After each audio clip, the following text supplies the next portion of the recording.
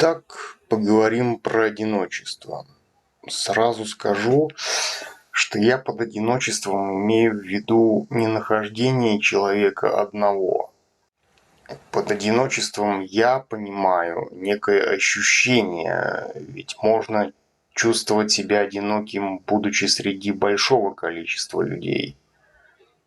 То есть это даже не есть выбор нахождения либо не нахождения с кем-либо, а отражение текущего состояния в настоящем моменте. Человек – существо социальное, в том смысле, что его физиология подталкивает к нахождению во внешних раздражителях, которые, собственно, и создают у него ощущение сиюминутной полноты существования. Благодаря этому ощущению он и выполняет свои сугубо биологические функции, конечная из которых – это размножение. Он может толковать это как угодно – любовь, близость и так далее. Все, что не является производными биологических функций, искусственно, потому что оно не поддерживается физиологией. Если копнуть глубже, то мотивы всегда окажутся сугубо биологическими. Феномен одиночества, если его рассматривать с позиции физиологии, бессмыслен, потому что человек не осуществляет действий, относимых к сохранению вида.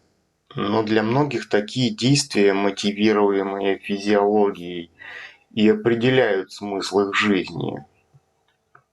Кстати, в одном из своих видео я говорил о смысле жизни, можете посмотреть.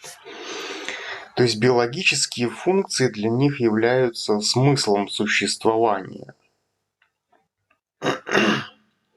Собственно, так называемый брак – это и есть союз, который основан на таких биологических функциях. И его суть – это социальная упаковка, якобы обязывающая к чему-либо. На самом деле это союз, который опровергает сам себя, потому что упаковка не определяет содержание.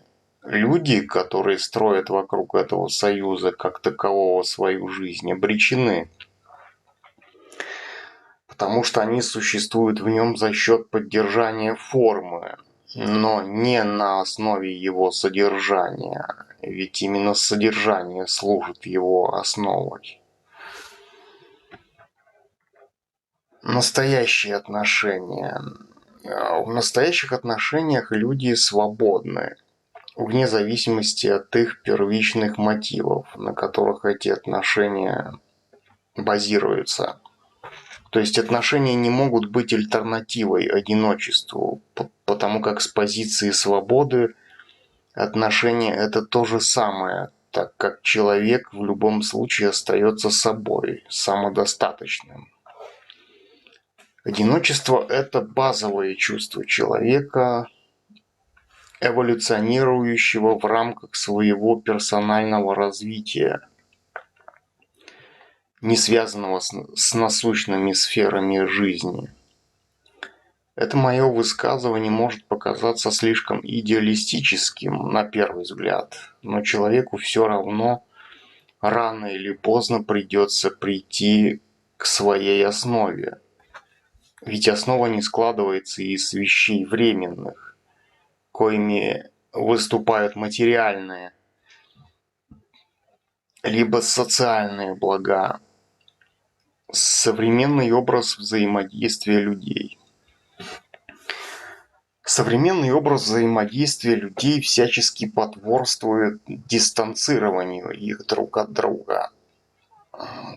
Тот же самый интернет сложно назвать средством общения. Он превратился в способ общения, который заменяет общение реальное. Вся информация предоставляется человеку по одному клику мыши. Интернет стал чем-то вроде суррогата общения, воспринимаемого как нечто обыденное, как то, без чего уже нельзя представить свою жизнь. Я, конечно же, не усматриваю в нем никаких таинственных назначений. Просто надо понять, что интернет фрагментирует мышление, и он не может заменить жизнь реальную, то есть не может стать ее полноценной заменой. Так вот, такие способы общения способствуют нахождению человека в одиночестве. В том смысле, что он перестает ощущать вкус реальной жизни, потому как виртуальный мир стал заменой миру реальному. В одиночестве человек перестает быть зависимым от каких бы то ни было отношений. В данном случае я имею в виду не нахождение человека одного, а именно чувство самодостаточности вне зависимости от нахождения или ненахождения кого-либо рядом. То есть одиночество – это скорее следствие этого чувства, но не причина в виде намеренной формы жизни. Именно в этом чувстве человек становится сильным и монолитным, потому что он знает, что его положение по отношению к себе и в целом к жизни зависит только от него. Это непередаваемое ощущение личной ответственности за свою жизнь перед самим собой. Я понимаю, что человек слишком привязывается своими сформировавшимися за долгие годы чувствами к другим людям. Но это то, что зачастую складывается стихийно. В этом нет ничего конструктивного и созидательного. Человеку оказывается сложно отказаться от шаблонов отношений, но не от людей как таковых. Именно устоявшиеся схемы отношений вызывают чувство привязанности, потому как они некогда были вызваны определенными реакциями отклика на нечто, отвечающее существовавшим на тот момент потребностям. Социальные формы отношений, при помощи которых человек может пытаться создать впечатление о себе, на самом деле это уход от себя. Но я не говорю здесь о том, что таких отношений не должно быть в принципе, а имею в виду то, что они не должны подменять некую свою целостность, которая не зависит от наличия чего бы то ни было.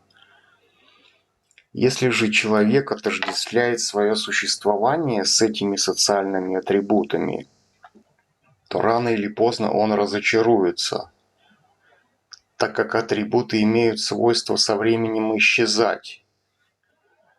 Человек сознательно одинокий не становится более дезадаптированным в обществе, потому что он понимает, что не эти социальные атрибуты составляют его основу, и то, что они рано или поздно кончатся.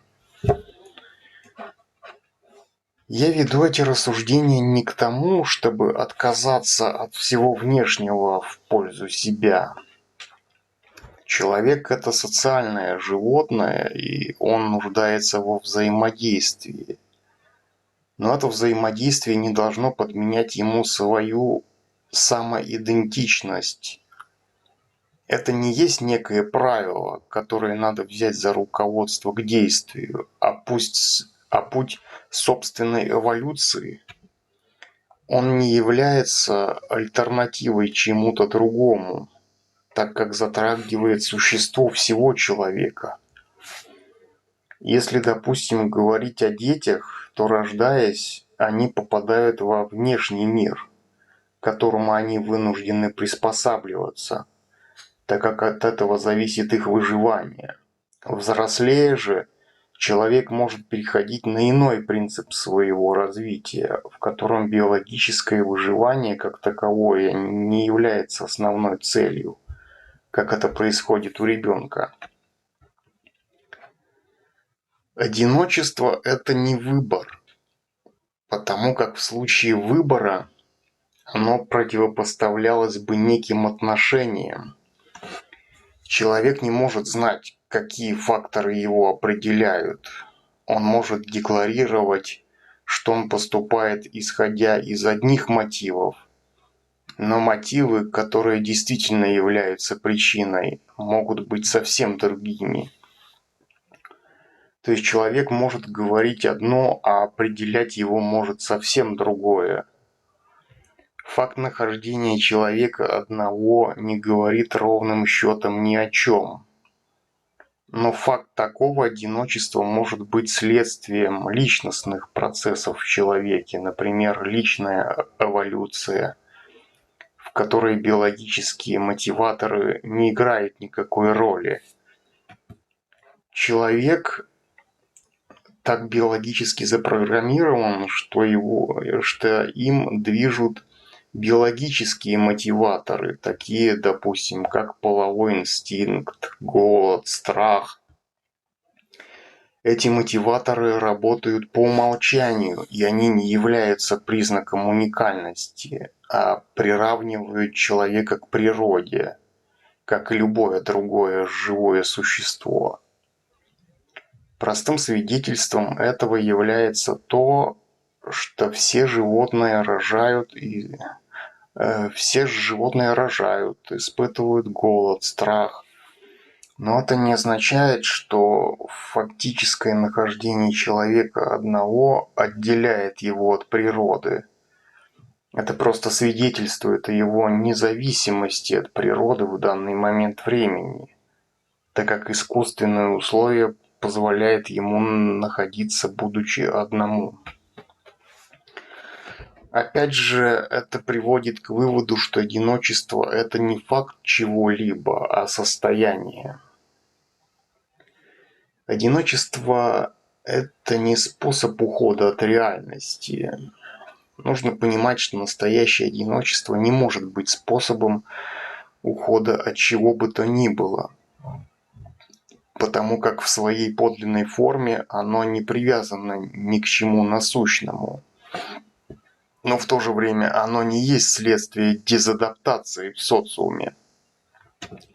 Животные мотиваторы скоротечны и требуют постоянной подпитки, потому как они запускаются чисто физиологическими процессами, такими, например, как механизм подкрепления, срабатывающий у человека в предвкушении чего-либо хорошего, что может быть таким с позиции той же самой физиологии. Одиночество как форма существования может поддерживаться физиологией только тогда, когда это хорошо именно для нее, допустим, когда человек устал от шумного окружения. Но если мы говорим об одиночестве как о состоянии «души» в кавычках, то в нем эти животные мотиваторы не работают по причине своей скоротечности. Это то состояние, которое может выдержать только мужественный и интеллектуально честный перед самим собой человек. Его деятельность может быть мотивирована только пониманием некой отдаленной перспективы, так как только одинокий может понимать суть человека, а значит и человечество, вне зависимости от факторов, обусловливающих его. Перспектива возможна только через вскрытие этой сути человека. Без этого любые формы, в которые он облекает сам себя или его социум, бессмысленны. Отсутствие привязанности. Одиночество – следствие отсутствия привязанности. Человек привязывается к своим стереотипам мышления, когда, допустим, он считает, что некто должен быть его своего рода собственностью. Он наделяет его функцией постоянства, нарушение которого тем, кого он наделяет этой функцией, оказывается травмирующим для собственника в кавычках. Потому что нарушается стереотип мышления, что некто теперь не отвечает его сиюминутным реакциям. Или как это еще называется «вторая половинка» в кавычках. Мысленный посыл данного понятия будто бы предполагает изначальную неполноценность индивида, который может обрести ее только имея вторую половинку в кавычках.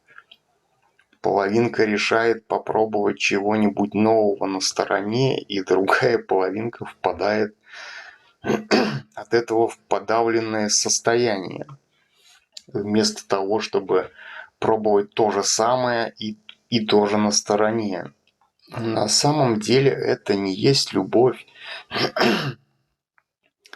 а просто привязка к стереотипу, что человек, что половинка это хорошо, а все остальное плохо. Этот стереотип означает создание антипода в виде того, что противоречит половинке, а значит это что-то второстепенное, вступающее в конфликт с текущим состоянием. Когда внешнее перестает быть мотиватором? Я пришел к тому этапу, когда внешнее перестает быть мотиватором, но оно не достигается по инерции, потому как это результат внутренней работы, да и достижений особых во внешнем нет. Его просто минуешь, осознав, что оно не отвечает тому запросу, который находится на принципиально ином уровне по отношению к внешним, дополняющим повседневное существование вещам. Ты как будто бы проживаешь эти социальные положения, социальные этапы, даже если не было в них непосредственно. Такие категории, как обустроенность, перестают существовать. Потому что ты понимаешь, что эта погоня по сути своей бесконечна, и по сути она является погоней. Потому что насыщаешься только будучи в состоянии погони. Человек изначально одинок, потому что человек рождается один и умирает один. Он, как часть природы, проистекает из нее.